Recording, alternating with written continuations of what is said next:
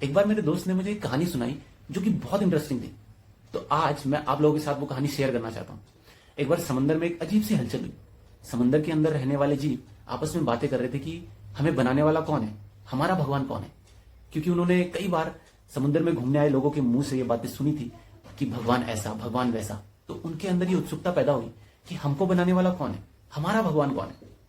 तो ये बात समुद्र के कानों तक भी पहुंच जाती है। तो समुद्र के अंदर भी उत्सुकता पैदा होती है कि मुझे बनाने वाला कौन है, मेरा भगवान कौन है।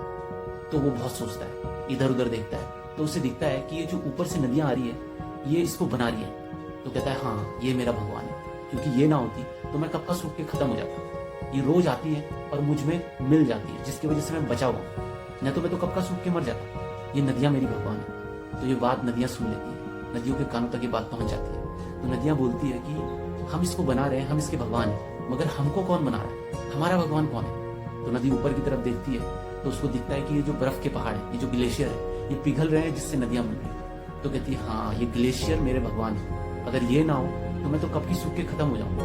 ये रोज पिघलते हैं, जिसकी वजह से मैं बनती हूँ। तो ये बात ग्लेशियर के कानों तक भी पहुंच जाती है। तो बर्फ के पहाड़ कहते हैं कि मैं इस नदी को तो बना रहा हूँ, मगर मुझे कौन बना रहा है, मेरा भगवान कौन है।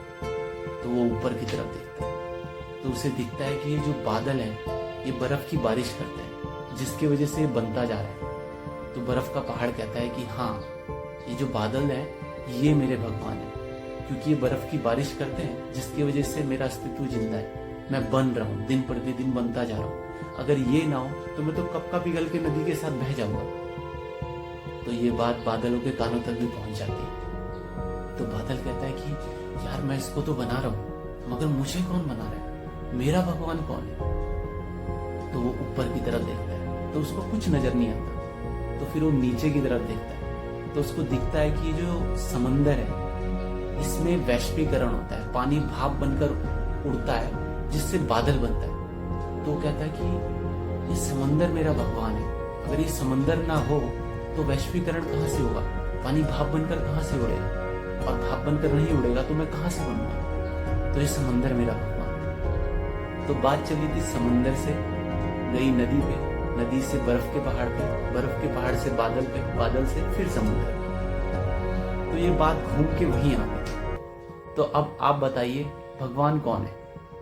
इस कहानी से हमें 3 चीजें सीखने को मिलती है। पहली ये कि भगवान एक नहीं है, कोई किसी के लिए भगवान है तो कोई किसी के लिए भगवान है। समंदर का भगवान नदी है, नदी के लिए बर्फ के पहाड़, बर्फ के पहाड़ के लिए बादल, बादल के लिए समंदर। तो भगवान एक नहीं है, अनेक है। और दूसरी बात ये कि जब आप इस सिचुएशन को बाहर से देखोगे तो आपको दिखेगा कि इन सबको जोड़ने वाला एक सर्कल है। अगर वो सर्कल कहीं से भी टूट जाता है तो इन सब का अस्तित्व खतरे में।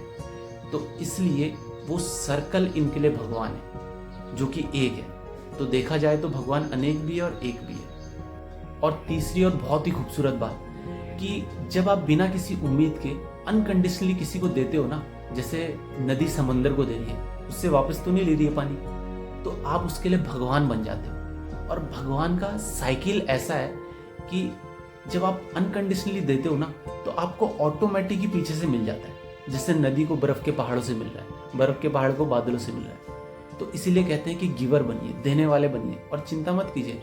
भगवान का साइकिल ऐसा है कि आपको ऑटोमेटिक पीछे से मिल ही जाएगा। तो ये थी एक छोटी सी प्यारी सी कहानी, जो कि जब मैंने सुनी थी तो मुझे तो बहुत अच्छी लगी थी।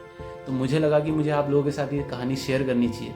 अगर आपको ये कहानी अच्छी लगी तो इसे शेयर कीजिए, लाइक कीजिए, कमेंट कीजिए, और मेरे चैनल को सब्सक्राइब कीजिए। बेल आइकन को ज़रूर दबाइए ताकि आगे की वीडियो आप तक पहुंचती रहे। धन्यवाद।